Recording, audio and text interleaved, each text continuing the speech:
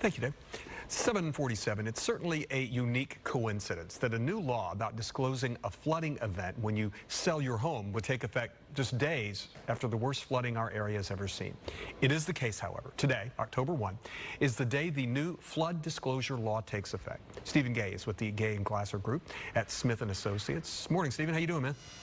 Good morning, Russell. Doing great. Thank you. Thank you for being with us and helping us out with this. This sounds like something that should have already been on the books, but up until now, in the state of Florida, it was an optional thing to do, right? Yeah, there's always been a disclosure as part of the normal homeowner's disclosure to disclose if you've ever had any flooding impacts at your property. But this new disclosure says you have to disclose if you've ever had a claim against your flood insurance or you've received assistance from FEMA for any flood damage.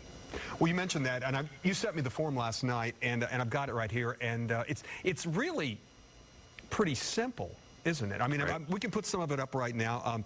The seller has or has not filed a claim with an insurance provider relating to flood damage on the property, including but not limited to a claim with the National Flood Insurance Program. Seller has or has not received federal assistance for flood damage to the property, including but not limited to assistance from FEMA. I mean, when in the process does this form need to be filled out? It has to be filled out and submitted to the buyer before they make an offer or at the same time they're making their contract. So whenever the contract is executed, it has to be done then or before. You can't do it after the fact. It also defines what a flood is. And that's pretty simple phraseology as well, right? Yeah, it's basically anytime you've had any intrusion from water, whether it's from rising water, whether it's from rainwater, whether it's from storm surge, any kind of flood intrusion into your house, you have to disclose. And to be honest, Russell, you should have already disclosed this regardless of this law.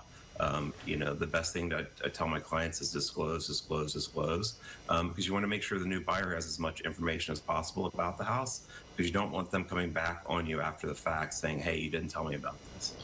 Well, you were telling me you've pretty much been, I mean, well, you just said it, but you've been pretty much doing this all along, right? Correct, yeah. That's kind of the rule of thumb. Just make sure the buyer knows as much information as possible so they can make the right informed decision. There's no sense in hiding something from them because they're going to find it out for sure. And this doesn't have anything to do with if you're in a flood zone or not, does it? No, and that's one misconception a lot of people have. They think you only have to use this if you're in a flood zone. Like right now, I'm at 19 feet, but I have flood insurance. If I've made a claim against my policy, I have to disclose it regardless if I'm in a flood zone or not. As we have gone through what we've gone through in the last week or so, few days. Yeah.